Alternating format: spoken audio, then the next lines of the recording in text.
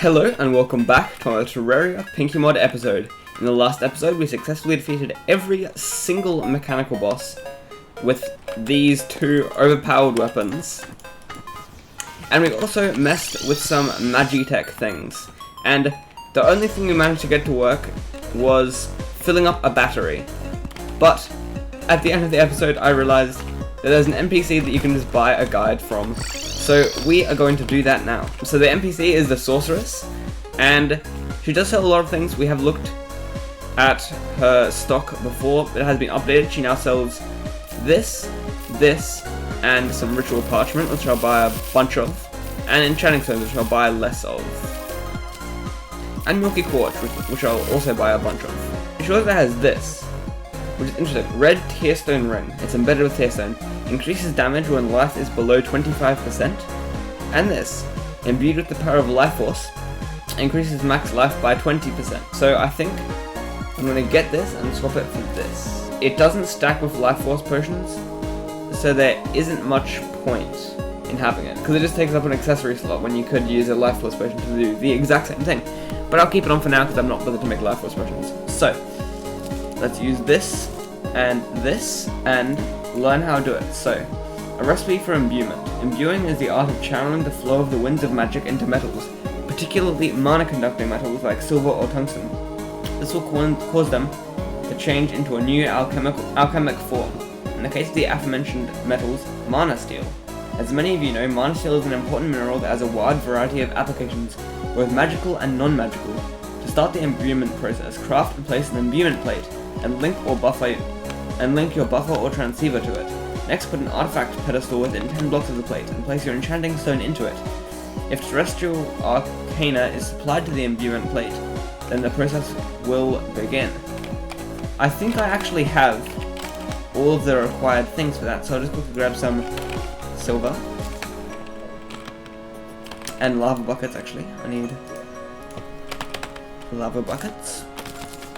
And okay, so firstly, I need to put an enchanting stone in this thing. There we go. Do I need to connect it? Okay, so it's already connected.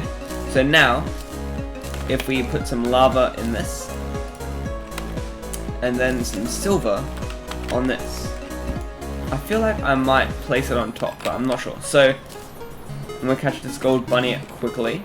There we go. And add some more lava. Okay, so I think I've done it right. So it should transform maybe. But now we're going to read the basics of Arcana. So the basics of Arcana manipulation. The most basic tools used in sorcery is the Staff of Wood. No more, no less. To use it, hold it in your hand and dream. A properly attuned mind will see the winds of magic with it, and how they flow in and out of an object. Most of my pupils describe the input location as being a green circle, while the output is a yellow circle. To create a basic arcane link, focus on the output using your staff, then draw an imaginary line to the input of another object using your mind. If you drop concentration and the line remains, then you have succeeded. It is of paramount importance that you do not stray too far from the output when connecting to the input. As of today, there are three types of arcana: terrestrial, luminal, and umbral. The Terrarian Academy of Magic permits only the use of the first two, except in times of war, and never the latter against foes of the Crimson or Corruption. Terrestrial arcana can be harvested through Magitech. They interact with natural elements like wind and earth. Luminal arcana likewise come from light, fire, and celestial elements. Lastly, you need a license to know where umbral arcana comes from. Note, it comes from death and other cool stuff. Another important tool of the sorcerer is the Mana Seer Hand Glass, which allows one to test a Magitech object for arcana. Not all Magitech have an internal buffer of arcana. For example, some generators, like the common Earth and Seal Box, can produce arcana when under a tree, but not store it. Henceforth, this hand glass will not work. The next step in arcana manipulation is a transceiver. The most common of such is one made of quartz. The transceiver is vital in harvesting arcana from generator Magitech, which do not normally store arcana, as mentioned before. Henceforth, the transceiver can be thought of as the starting point for all your arcane linking and wiring. For a transceiver to work, place one in close vicinity to your generator object. From there you can link the transceiver out to whatever Magitech you require. Right, so we need a Mana Seer hand glass. That's what I learned from that. So how do you craft that? Okay, so I can't figure out how to get the mana lens thingy, mana seer's handglass. But I did remember that we need to get the tree box thingies. What are they called?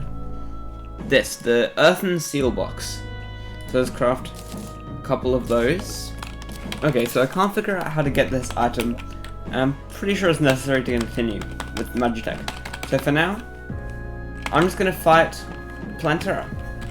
And the corruption is getting really close. Actually, I need to kind of deal with that. Okay, we have 52 green solution. So hopefully with that we can protect the world from the corruption.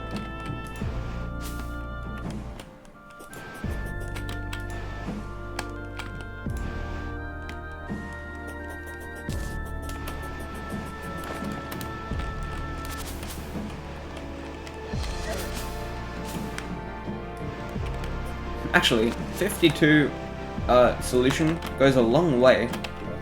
Like a really long way.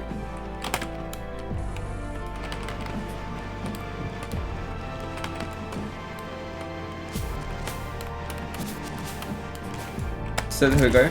The corruption has been held back temporarily. But another thing I remembered that we haven't crafted is the hamax. Not hamax, pickaxe axe. So let's quickly craft that. There we go.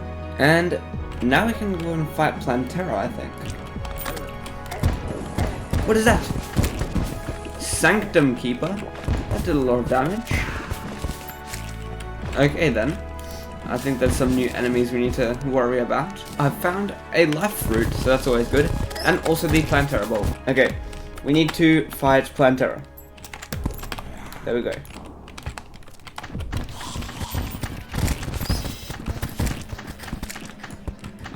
Okay.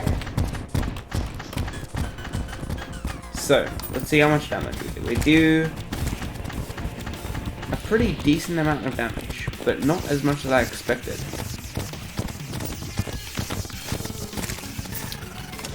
Okay, let's try out this weapon. Okay, this weapon is insanely good. Okay, now I'm going to switch back to this weapon for the piercing capabilities.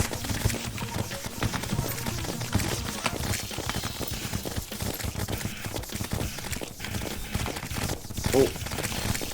Okay. Oh, this is less good. Okay.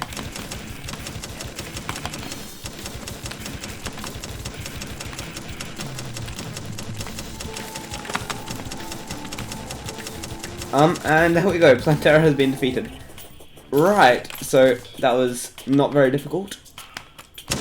Because this weapon is very overpowered, more overpowered than I expected. What did we get? We got... oh, a Thornhook. I don't remember ever getting this item. But we also got the message that the mineral mirror is shaking. So... an asteroid field suspends itself in high orbit. What? That's kind of epic. Asteroid field. Okay, I only get a gravitation potion. But we also got the temple key, so that is good. So I've explored the entire left side of the world. And there hasn't been any asteroids. Or at least not at the highest point. Oh, I have found it. The asteroid field. I did have a theory that it might be above the dungeon. Not sure why I didn't go that way first. But let's see. There's just some normal space enemies for the moment. I think that's also a normal space enemy. But what was that? If I stand on this green stuff, I get radium blaze.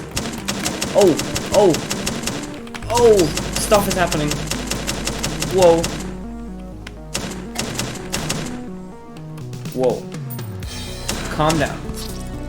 Oh, I died. It seems that the real enemy was the floor. Wow, that is a lot of damage. Can I... Irradium ore.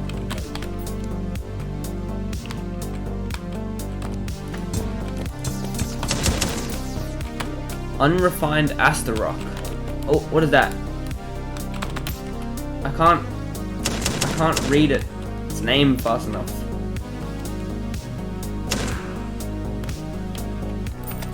Oh! Whoa. Whoa. Langolia. Right, so I can't add the thing to VeinMiner because if I stand on it, I die. I need to stand on it to add it to VeinMiner. But what's this? A radium ore can be enriched into a powerful but dangerous energy source. A radium rod can be crafted into a bunch of stuff. A nuclear reactor, a battery, a shotgun, a plasma blaster, a laser destroyer. So many ranged weapons. I think we need to get some of these. An arc flare. Whoa, whoa, whoa, whoa, whoa, whoa. What is that? Harpy Kingsguard? That's like a boss. What? Ooh, new enemies. Star Spinner.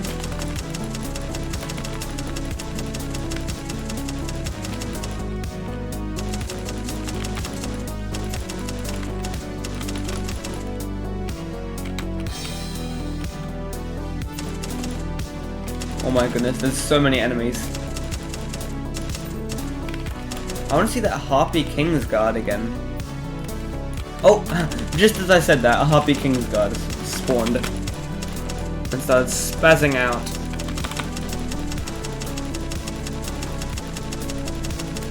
Okay, slain. All dropped two of the same thing. Crest of the Storm. Crest of the Grey Feather, royalty of antiquity, crafted out of Daedalic Pandaean. Almost too perfect to be smithed by a harpy. Summons the Harpy Aegis. Oh! Well, Valdaris, the Harpy Aegis, has descended from the skies. And it turns out there's custom music for this boss. So I turned that on. But right, so. That was kind of random. But it seems that there is a boss now, so. 95,000 health. What's that? Hello. You probably can't hear the music, actually, over this weapon.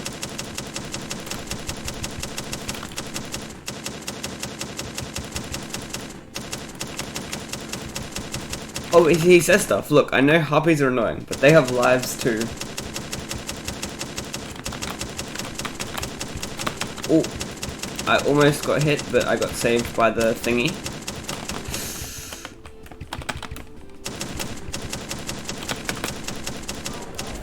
And it's my duty to protect every single harpy left, no matter how much of a pest that harpy can be. And now he's entered second phase or something. Whoa. All these years, I toiled so hard to fulfill my duty, unthanked and jeered by those I swore to protect. Oh, hit for the first time, 100 damage.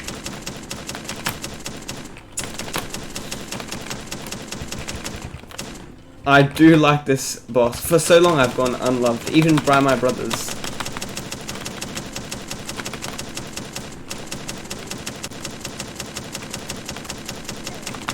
Ouch.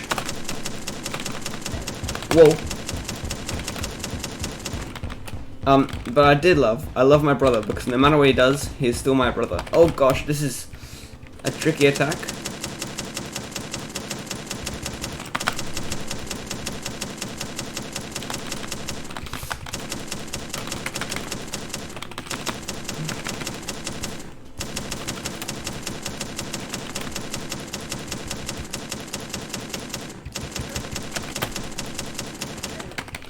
Oh, I'm dead.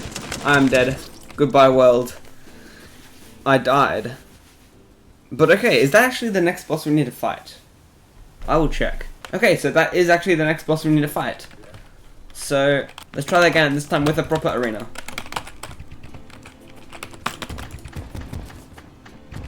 Okay. It might be easier with an auto-fire weapon. Yeah, I feel like that might be best. Also, it has sort of homing. Kinda. But okay, this fight seems no-hittable. Ooh. And I just failed the no-hit.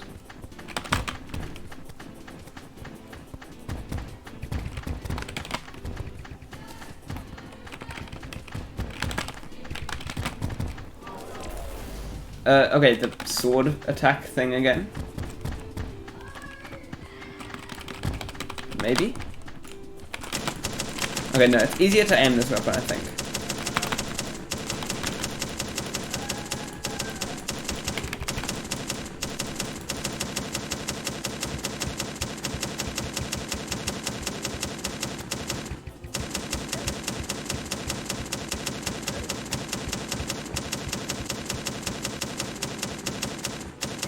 Oh, this is going less well than it was a few minutes ago.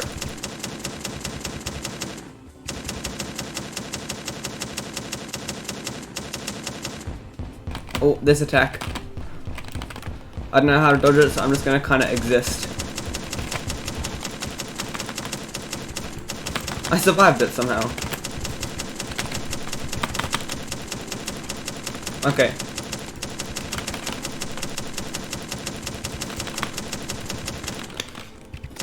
Oh.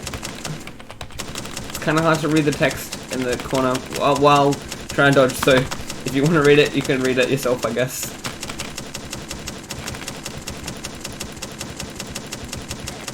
Oh, oh, that was a good parry, I guess.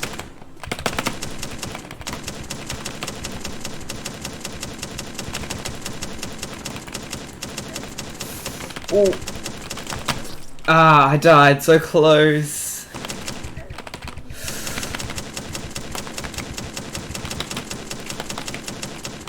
Oh, I'll give you 7 seconds to quit and to end this madness. What? That... wait, oh, did you mean like quit as in quit the game?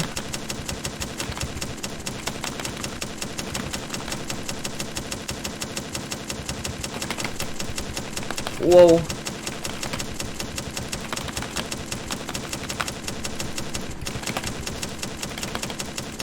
I want that heart.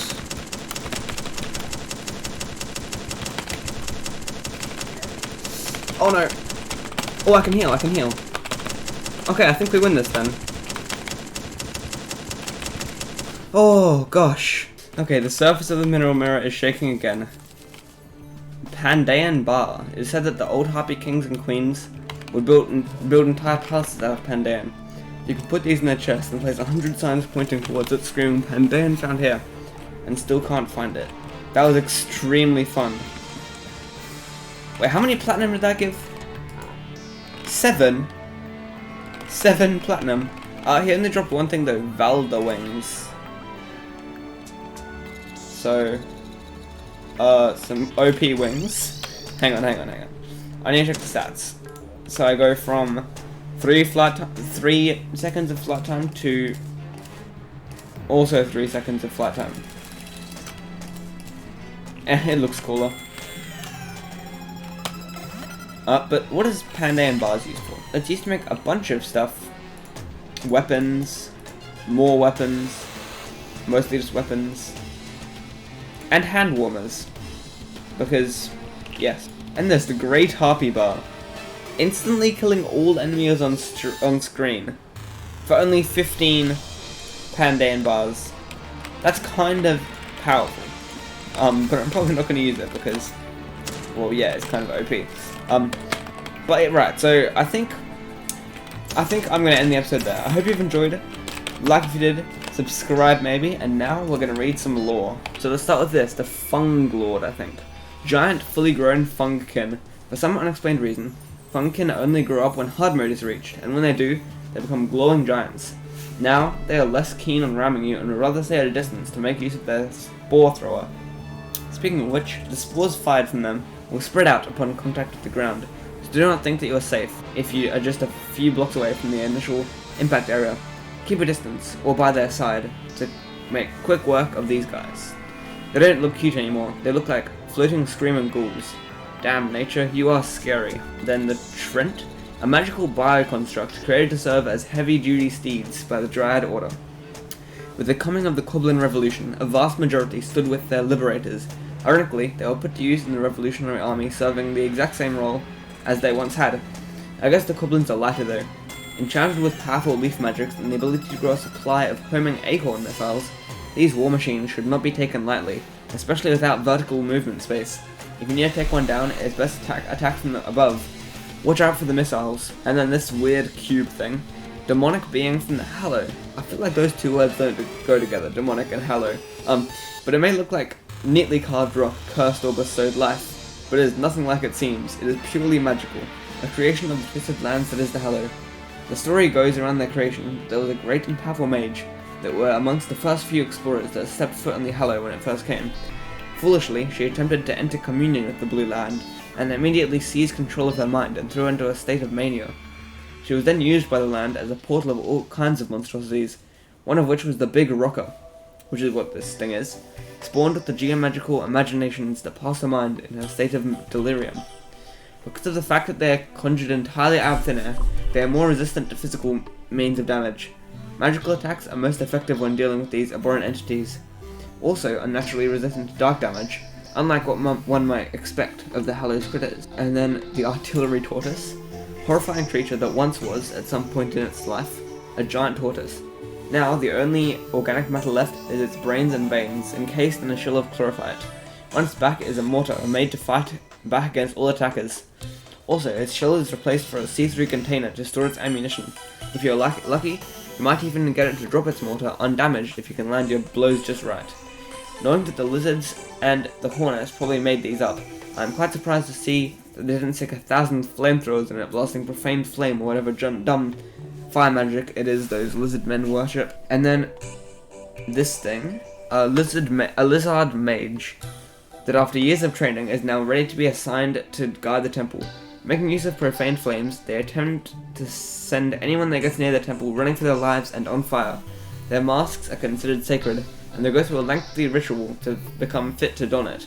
It involves a test of magical abilities, psychological strength, and being set on fire. Immolation? Blindness by faith is indeed one of the deadliest blindness, for many will go to any lengths to follow it. And then the boss we just beat. Acting ruler of the entirety of Harpy kind, Valdaris is known by us Terrarians as the only sane birdman left up in the sky. He is the biological brother of King Skyfly, and unlike him, was born without those mental conditions. After the near annihilation of the Harpy race, Valdaris made a pact with a godly being to create a cloning machine and restart the Harpy race. However, Skyfly, I think it's pronounced Skyfly, but maybe it's Sci-Fly, I don't know, one of them, insisted on being cloned as well. All Harpies thereafter were born with some form of mental condition. Valdaris alone is the only Harpy without anything wrong, it seems, and it is because of that he is stigmatized. In the kingdom of the blind, the one-eyed man is not king, it seems. Val continues to do his duty behind the scenes anyways, while some other insufferable for the brain steals the credit. I wonder how the Harpies are doing without this guy. And yeah, that's all the lore that we've acquired over the past few episodes. So yeah, bye!